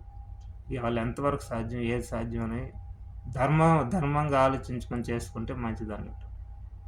లేదు ఇయన్నీ కష్టాలు రాకూడదు మా పిల్లలకు అనుకుంటే, పిల్లలు కనకుండా ఉంటే ఇంకా బెస్ట్ అన్నట్టు. అప్పుడు ఏ కష్టాలు ఉండవు ఇంక వాళ్ళ పిల్లలకి. కొంచెం చిన్న తలనొప్పి కూడా రాదు. ఎందుకంటే పిల్లలే లేరు కదా! పిల్లలు లేనప్పుడు వాళ్ళకి ఇంక తలనొప్పి ఎక్కడొస్తది. సో, ఎప్పుడు జ్వరమే రాదు జీవితంలో ఒక్కసారి కూడా. ఎందుకంటే పిల్లలు లేరు కాబట్టి ఎప్పుడు జ్వరం ఒక్కసారి కూడా రాదు. వాళ్ళకి ఫుడ్ ఎప్పుడు ఇబ్బందే ఉండకూడదంటే ఎప్పుడు ఇబ్బంది ఉండదు. ఎందుకంటే పిల్లలే లేరు కదా! సో, కష్టాలే ఉండవనమాట ఇంక పిల్లలకి. పిల్లలు లేకపోతే. సో, మరి పిల్లలు లేకుండా మేము ఉండలేమనుకుంటే మరి దానికి సిద్ధంగా ఉండాలి. మనం మెంటల్‌గా సిద్ధపడాలి. ఏదో దైవభక్తిని అలవాటు చేసుకోవడం. అది సమాజంతో కలిసిమెలిసి ఉండి, ఉన్న దాంట్లో తృప్తిగా ఉండి, ఈ జీవితం ఏదో వచ్చాం కాసేపు ప్రశాంతంగా బతికేసి వెళ్ళిపోతాం. పిల్లల్ని తీసుకొచ్చి వాళ్ళని భారంగా ఈ భూమి మీద కష్టాలు పడకుండా ఎందుకు చేయడం అని అనుకుంటున్నామని డెసిషన్ తీసుకోవాలి. సమాజం తొందరగా యాక్సెప్ట్ చేయరు అలాంటివి. ఎందుకంటే వాళ్ళకొక రెగ్యులర్ ప్యాటర్న్ అలవాటయిపోయి ఉంటది. పెళ్లి చేసుకోవాలి, పిల్లలు కనాలి. పెళ్లి చేసుకోవాలి, పిల్లలు కనాలి. ఇలాగే రెగ్యులర్ ప్యాటర్న్ అలవాటయిపోయి ఉంటది. బాగా డబ్బులు సంపాదించాలి. ఈ రెగ్యులర్ ప్యాటర్న్ అలవాటయిపోయి యాక్సెప్ట్ చేయలేరు. రకరకాల క్రిటిసైజ్ చేయొచ్చు. రకరకాల క్వెషన్ చేయొచ్చు. అవన్నీ పట్టించుకోకూడదనమాట ఇంకా. అవన్నీ పట్టించుకుంటే ఇవన్నీ చేయలేం. సో, ఎవరికి వాళ్ళు ఆలోచించుకోవాలి ఇయన్ననమాట. అందుకని గుడ్డిగా బతకూడదనమాట. మనం అనుకుంటే మన పిల్లలు గొప్పోళ్ళు అయిపోతారని అనుకోకూడదు. 100 మందిలో ఒక 5 మంది అవుతారు, 10 మంది అవుతారు, 20 మంది అవుతారు. మిగతా 80 మంది స్ట్రగుల్ అవుతారనమాట. వీళ్ళకన్నా వాళ్ళ పిల్లలు ఇంకా ఎక్కువ స్ట్రగుల్ అవ్వచ్చు. సో, గుడ్డిగా హోప్ పెట్టుకోకూడదు. అన్నీ గమనించి చేయాలన్నమాట. సో, దేవుడిని అర్థం చేసుకోవడానికి ట్రై చేయాలి. గుడ్డిగా ఉండకూడదనమాట. అంటే దేవుడు సృష్టి చేశాడంటే అర్థం ఉంటది. కొందరు ఇలా మాట్లాడతారు. ఏం అర్థం లేకుండా దేవుడు చేయడు. అర్థం ఉంటది. దేవుడు మనకు కష్టాలు ఇస్తున్నాడంటే దానికి అర్థం ఉంటది. ఎవరు చెప్పారు ప్రతి దానికి? అలాగే ఉండదు. ఇదన్నీ మనం చేసుకుంటుంది. సృష్టి చేయడం వరకు దేవుడు చేశాడు. మిగతాదంతా మనం చేసుకుంటున్నాం. ధర్మం తగ్గిపోవడం అన్నది కూడా మనం చేసుకుంటున్నాం. సృష్టిలో దేవుడెందుకు చేస్తాడు? ఇప్పుడు చెప్పాను కదా! ఇప్పుడు నేను గట్టిగా అరుస్తాననుకుంటే, దేవుడేమో వచ్చి ఆపేయడనమాట. అది నేను ఆలోచించుకోవాలి. గట్టిగా అరిస్తే మంచిదా లేదా? అరవడం వల్ల ఏమైనా ఇబ్బందవుద్దా? అది నేను ఆలోచించుకొని చేసుకోవాలి. దేవుడు బుద్ధి, తెలివన్ని ఇచ్చుంటాడు. మనకి మనం ఆలోచించుకొని యూజ్ చేసుకోవాలి అంతే. అందుకే మన కర్మలకి మనమే బాధ్యుతులమంటారు. సనాతన ధర్మంలో దేవుడిని చెప్పరు. మనం మంచి కర్మ చేస్తే అది మనకు మంచి జరుగుతుంది. చెడు కర్మ చేస్తే మనకు చెడు జరుగుతుంది. దీనిలో దేవుడు కల్పించుకోడనమాట. మనకు ఫ్రీడమ్ ఇచ్చిస్తున్నాడు. అందుకని ఆలోచించుకొని చేసుకోవాలని పెద్దలు చెప్తారు గురువులు. సో, ఇక్కడ దేవుడు ఎక్కడొచ్చాడు? దేవుడు ఎక్కడ రాలేదే. మన కర్మకి మనమే బాధ్యులం. మనమే, మనమే, మనమే, మనమే అని రిపీటెడ్‌గా మనమే అని అనుకోవాలి. దీన్ని దేవుడు తీసుకురాకూడదనమాట. లేదు కొంతమంది ఏంటంటే పూర్తిగా భక్తితో వెళ్ళిపోతారు. ఇంక దేవుడే అన్నీ, దేవుడే అన్నీ. ఇంక వాళ్ళు ఇంకా ఏది పట్టించుకోరనమాట. ఇంక మన కర్మలు, వాళ్ళ కర్మలు ఇయన్నీ అనుకోరు. అన్నికి దేవుడి మీద భారం వేసేస్తారు. అది పర్వాలేదు. అంటే అది మంచి జరిగినా దేవుడే అనుకుంటారు. చెడు జరిగినా, ఏం జరిగినా ఇక స్పృహ లేకుండా బతుకుతారు. అది పర్వాలేదు. వాళ్ళకేంటంటే ఇంకా కష్టాలొచ్చినా పట్టించుకోరు. చావొచ్చినా పట్టించుకోరు. ఏముందిలే వస్తది చావు, చచ్చిపోతే ఏముందనుకుంటారు. కష్టాలొస్తే ఏముందిలే అనుకుంటారు. ఆ స్థితి మళ్ళీ పర్వాలేదనమాట. అదేంటి పూర్తిగా సరెండర్ అయిపోయుంటారు దేవుడికనమాట. వాళ్ళు ఎంజాయ్ కూడా చేయరు. ఎక్కువ డబ్బులు రావాలని కూడా కోరుకోరు. ఎంతొస్తే ఏముంది దేవుడు ఎంత ఇస్తే అంత. కష్టాలొస్తే ఏముంది ఏముంటుంది అది. యాక్సిడెంట్ అయితే కాలు ఉంటే ఉంది లేకపోతే లేదు ఏముంది అనుకుంటారు. ఆ స్థితి మళ్ళీ మంచిదే. అంటే దేనితో ఏం కనెక్టింగ్ ఉండకుండా దేవుడితో సరెండర్ అయిపోయి ఉంటారు. వాళ్ళు ఎక్కువ విపరీతమైన స్వార్థంగా ఆళ్ళకెళ్ళరనమాట ఇంక. అంటే ఎక్కువ ఏదో వచ్చేయాలి, డబ్బులొచ్చేయాలి, ఎంజాయ్ చేస్తారని వాళ్ళకుండదు. ఏదున్నా చాలనుకుంటారు. ఒకవేళ ఇంకా ఎక్కువుంటే ఇతరులకు హెల్ప్ చేస్తారు. ఎందుకంటే ఇతరుల బాధల్ని తమ బాధలా ఫీల్ అవుతారనమాట వాళ్ళు. అలాంటి వాళ్ళు. అలాంటి స్థితి మళ్ళీ మంచిదే. లేకపోతే మామూలుగా మన కర్మకు మనమే బాధ్యులమని మంచి కర్మలు చేసుకుంటూ పోవాలనమాట. మధ్యలో దేవుడిని తీసుకొచ్చేయకూడదు. కొన్నిసార్లు దీనివల్ల రిజల్ట్ ఏమవుద్దంటే ఉదాహరణకి వాళ్ళ పిల్లలకి ఏదైనా యాక్సిడెంట్ అయిపోయిందనుకుందాం. అప్పటి వరకు దేవుడిని బాగా నమ్ముతున్నారనుకుందాం. దేవుడే మా పిల్లల్ని తీసుకెళ్ళిపోయాడని దేవుడిని బ్లేమ్ చేస్తారు వీళ్ళు. దేవుడికి ఏం సంబంధం ఇందులో డ్రైవర్ కదా యాక్సిడెంట్ చేశాడు. లారీ డ్రైవర్ బాధ్యతగా డ్రైవ్ చేయకపోతే వాడు కదా యాక్సిడెంట్ చేశాడు. వాడిని తిట్టాలి. ఇక్కడ దేవుడిని ఎందుకు తీసుకురావడం? లేకపోతే వీళ్ళు కారు బాధ్యతగా లేకుండా ఇష్టమైన స్పీడ్‌గా డ్రైవ్ చేసి యాక్సిడెంట్ చేసి చనిపోతే వీళ్ళు కదా బాధ్యులు. దీనికి దేవుడు ఎలా కారణం? కొందరు దేవుడిని గుడ్డిగా నమ్మేవాళ్ళు అంటే దేవుడిని తీసుకొచ్చేస్తారు. ఇప్పటివరకు ఎంతో దేవుడిని నమ్మాము. మా పిల్లల్ని చంపేశాడంటారు. మీ పిల్లల్ని చంపేసిన దేవుడు కాదు. మీ పిల్లలే చచ్చారు. వాళ్ళ బాధ్యత రాహిత్యంతో. దీనికి దేవుడిని ఎందుకు తీసుకురావడం? వాళ్ళు కార్ డ్రైవ్ ఎలాగో చేస్తున్నారు చూడండి. ఓ 2 నెలలు, 3 నెలల, సంవత్సరం నుంచి చూడండి. అలాంటోళ్ళు ఎప్పుడో యాక్సిడెంట్ అయ్యి చస్తారు. లేకపోతే వేరే వాళ్ళని చంపుతారు. జరుగుతది ఇది. అసలు యాక్సిడెంట్ అవ్వకముందే అర్థమైపోద్ది. ఇది కొంచెం బేసిక్ కామన్ సెన్స్‌తో ఆలోచిస్తే.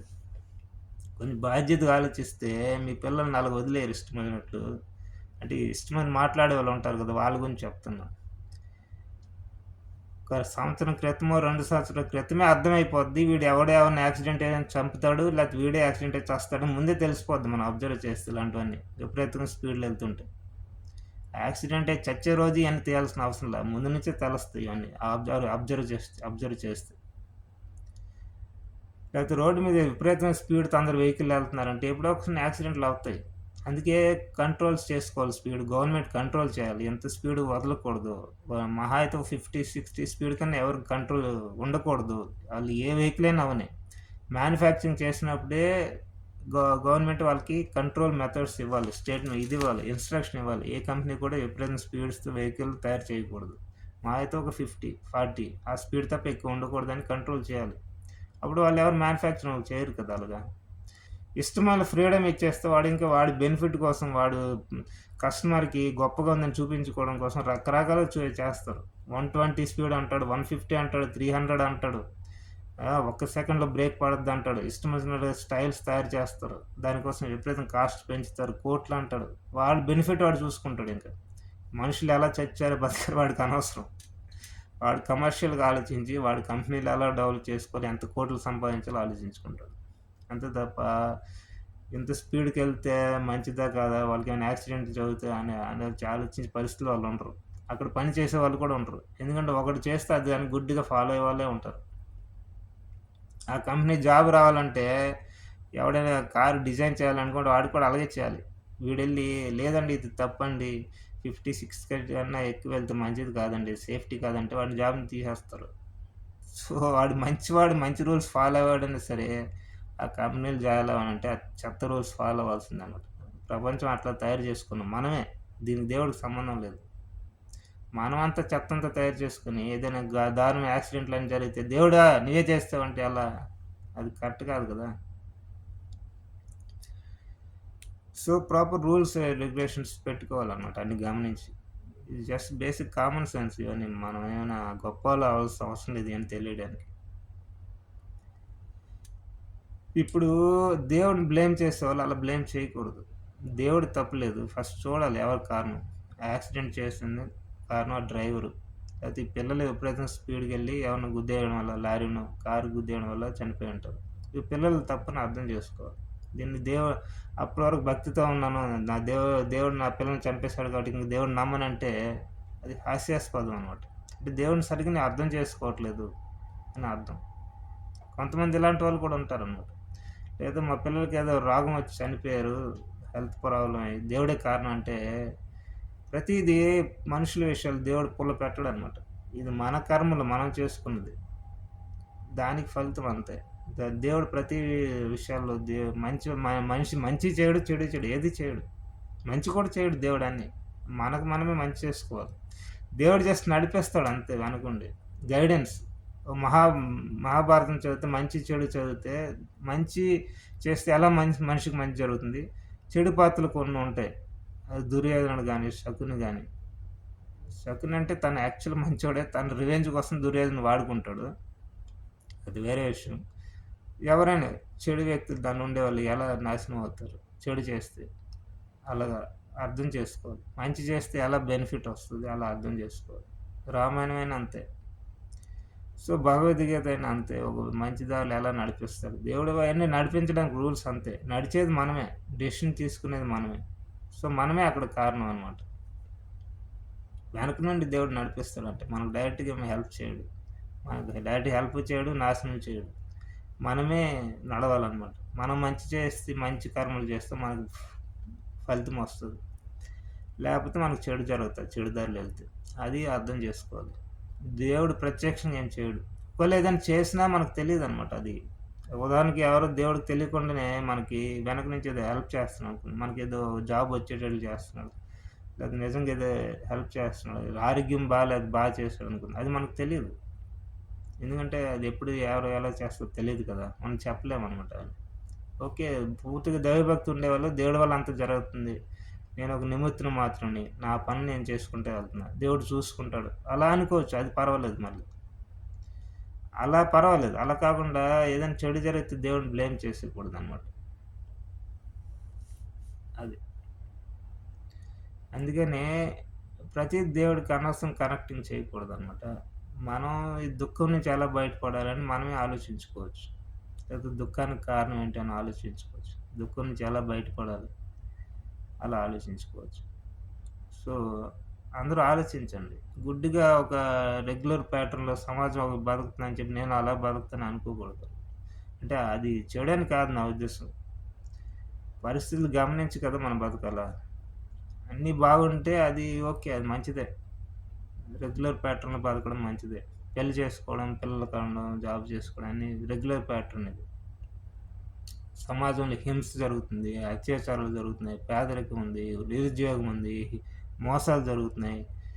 ఈళ్ళకి ఎన్నో జరుగుతున్నాయి. యుద్ధాలు జరుగుతున్నాయి. దేశాల మీద యుద్ధాలు కూడా జరిగిపోతున్నాయంటే అవన్నీ గమనించాలి కదా! ఏం డెసిషన్ మనం తీసుకోవాలి? పిల్లల్ని కనాలా లేదా? ఈ భూమి మీద పిల్లల్ని తీసుకురావాలా లేదా? ఇయన్నీ ఆలోచించుకోవాలి. ఆలోచించుకొని డెసిషన్ తీసుకోవాలి. దేవుడిని తీసుకురాకూడదు దీని మధ్యలో అనమాట. అది మనం ఆలోచించుకొని చేసుకోవచ్చు. అందుకని బాగా గమనించి చేయాలన్నమాట. ఇది చేయడానికి మనం మహానుభావులు అవ్వాల్సిన అవసరం లేదు. మళ్ళీ చెప్పాలి. ఇది ఇలా చేయాలంటే మనం ఏదో మహానుభావులు అవ్వాలేమో, గొప్పవాళ్ళు అవ్వాలేమో అవసరం లేదు. మామూలు వ్యక్తి ఎవరైనా చేసుకోవచ్చు ఇది. వెజిటబుల్ తేవడానికి మార్కెట్‌కెలాగెళ్లి తెచ్చుకుంటారు. ఇది కూడా అంతే. రైస్ కావాలంటే మార్కెట్‌కెళ్ళి తెచ్చుకుంటారు. ఇది అంతే. ఎంక్వైరీ చేసుకుంటారు కదా! ఎక్కడ మార్కెట్ ఉంది? ఎక్కడ షాప్ ఉంది? ఎక్కడ బాగుంటాయి? ఎక్కడ బియ్యం బాగుంటాయి? ఏ బియ్యం బాగుంటాయి? ఇన్ని ఎంక్వైరీ చేస్తారు కదా మరి. ఇది కూడా లైఫ్ ఎంక్వైరీ అనమాట ఇది. లైఫ్ ఎలా ఉంది? సమాజం ఎలాగుంది? ప్రపంచం ఎలాగుంది? ఇప్పుడు ఏం చేస్తే మంచిదని ఎంక్వైరీ చేసుకోవడం అంతే. ఎంక్వైరీ చేసుకొని డెసిషన్ తీసుకోవడం. హోటల్‌లో ఫుడ్ తినాలంటే ఎంతో ఎంక్వైరీ చేస్తారు. లైఫ్ ఎంక్వైరీ చేయకపోతే ఎలాగా? ఫుడ్ తినడానికి ఎంతో ఎంక్వైరీ చేస్తారు కదా! ఏ హోటల్ బావుంది? ఏ రెస్టారెంట్ బావుంది? ఆ రెస్టారెంట్‌లో ఏం ఫుడ్ ఐటెమ్స్ ఉంటాయి? దాంట్లో ఏవి బాగుంటాయి? ఇంత ఎంక్వైరీ చేస్తారు. ఓ జాబ్ చేయాలంటే ఎంతో ఎంక్వైరీ చేస్తారు. ఎన్ని కంపెనీలున్నాయి? ఏ కంపెనీలు సాలరీలు ఎక్కువిస్తారు? ఏ కంపెనీ మంచిది? ఎన్నో ఎంక్వైరీ చేస్తారు. ఇన్ని ఎంక్వైరీలు చేసి జీవితం అనే దానికి ఎంక్వైరీ చేయకపోతే ఎలా? లైఫ్ కూడా ఎంక్వైరీ చేసుకోవాలి కదా! నేనెవరిని? ఎక్కడి నుంచి వచ్చాను? ఏం చేయాలి ఈ ప్రపంచంలో? ప్రపంచం ఎలా ఉంది? సృష్టి ఎలా ఉంది? ప్రపంచం అంతా బాగుందా? ఏం దారుణాలు జరుగుతున్నాయి? దుఃఖం ఎలా వస్తుంది? దీనికి కారణం ఏంటి? దీని గురించి బయటపడడం ఎలాగా? ఇది కూడా ఎంక్వైరీ చేసుకోవాలన్నమాట. దీన్ని మన మహానుభావులు అవ్వాలా ఏంటి? రైస్ ఎలా ఎంక్వైరీ చేస్తాం? ఫుడ్ ఎలా ఎంక్వైరీ చేస్తాం? జాబ్ గురించి ఎలా ఎంక్వైరీ చేస్తాం? వెజిటబుల్ గురించి ఎంక్వైరీ ఎలా చేస్తాం? ఇది కూడా లైఫ్ కూడా అలాగే ఎంక్వైరీ చేసుకోవాలన్నమాట. ఎంక్వైరీ చేసుకుంటే ప్రతి వాళ్ళకి ఆన్సర్స్ దొరుకుతాయన్నమాట. ఓకే. ఉంటాను.